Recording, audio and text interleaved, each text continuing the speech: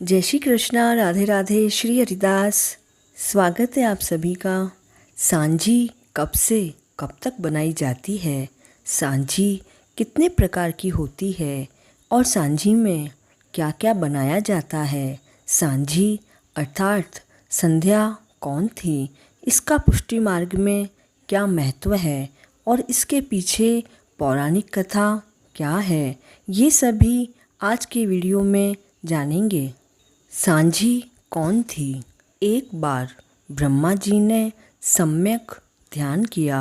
इसमें उनकी एक मानस पुत्री प्रकट हुई।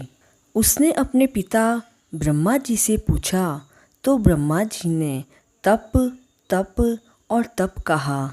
यह तपस्या करने के लिए चंद्रभागा पर्वत के पास वहलाहित सरोवर के निर्जन वन में घूम रही थी। तभी अचानक वशिष्ठ मुनि जी वहाँ पधारे और इस संध्या देवी को मंत्र दीक्षा दी। ओम नमो भगवते वासुदेवाय। बहुत समय तक तप करने पर चतुर्भुजधारी भगवान विष्णु वहाँ प्रकट हुए और प्रसन्न होकर वर मांगने के लिए कहा। तब संध्या देवी ने 3 वर मांगे। पहला, जीव मात्र को पैदा होते ही काम विकार ना हो। दूसरा, जीवन में काम विकार रहे ही नहीं, मेरा पतिव्रत अखंड रहे, मेरी आराधना करने वाले की मनोकामना पूर्ण हो। तब भगवान विष्णु ने पहले वरदान में थोड़ी सी हेरा फेरी करके आज्ञा की कि पैदा होने अर्थात बचपन एवं वृद्धा अवस्था में काम विकार नहीं रहेगा। बाकी बचे 2 वर जैसे मांगे वैसे ही दिए गए। तत्पश्चात प्रभु ने संध्या को स्पर्श किया तो वह यज्ञ की पुरोदास बनी, जिसे सूर्यदेव ले गए। इसने त्रिकाल संध्या का रूप धारण किया और सूर्यमंडल में विराजमान हो गई। यही अरुंधति हुई।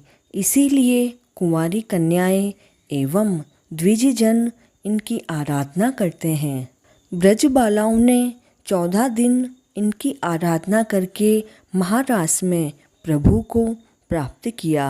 इसे ही संध्या या सांझी कहा जाता है।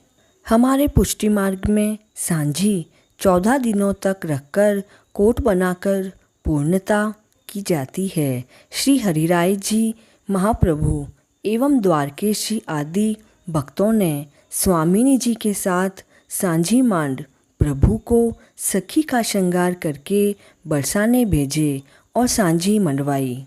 कंवारी बालिकाएं दीवार पर सांझी मांडती है, जिसके आसपास खिलौना व कलात्मक चीज़ें बनाकर भोग रखती है एवं पूजन करती है। यह व्रत पूर्व में कात्यायनी देवी का व्रत कहा जाता था। पुष्टि मार्ग में सांझी 4 प्रकार की होती है। श्रीनाथ जी के यहाँ 2 प्रकार की होती है।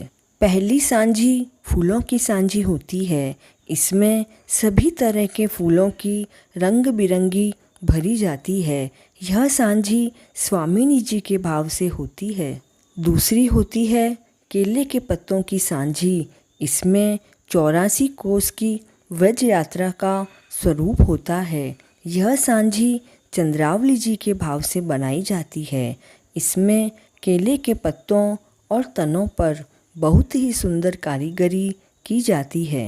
तीसरी सांझी रंगों की सांझी होती है, जो कि सफ़ेद सूती कपड़ों पर विविध प्रकार के रंगों का उपयोग करते हुए बनाई जाती है। चौथी सांझी जल रंगों की सांझी होती है। इसमें बहुत सुंदर कला का प्रदर्शन होता है, जिसमें सभी रंगों का प्रयोग होता है। यह सांझी यमुना जी के भाव से मानी जाती है। 14 दिनों की सांझी में क्या माना जाता है? पहले दिन पूनम को विश्राम घाट, एकम को मधुवन तालवन, दूज को बहुलावन, गाय सिंह मिलन शांतनुकुंड, तीज को कुमुदवन, चौथ को कृष्ण कुंड, राधा कुंड, चंद्र सरोवर। पंचमी को दान घाटी, गोवर्धन।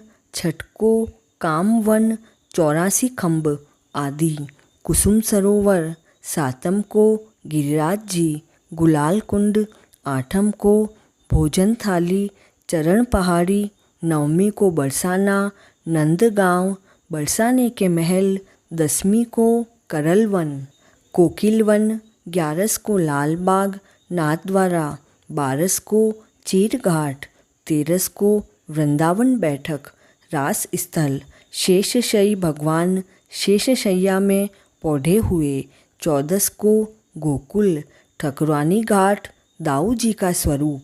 तथा क्षीर सागर एवं अमावस्या को कोट की सांझी, जिसमें श्रीनाथ जी का मंदिर, इमारतें, गाय, बैल, हाथी, घोड़े, गोप गोपियाँ, मोर, बंदर आदि कागज की कटिंग से बनते हैं।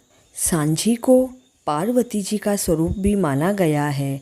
ऐसी मान्यता है कि कोई वैष्णव यदि शारीरिक रूप से कमज़ोर या धन अभाव के कारण ब्रज यात्रा पैदल नहीं कर पाए तो इस कोट के दर्शन और परिक्रमा करने मात्र से ब्रज यात्रा का फल मिलता है और उनकी आत्मा तृप्त होती है। जय श्री कृष्णा।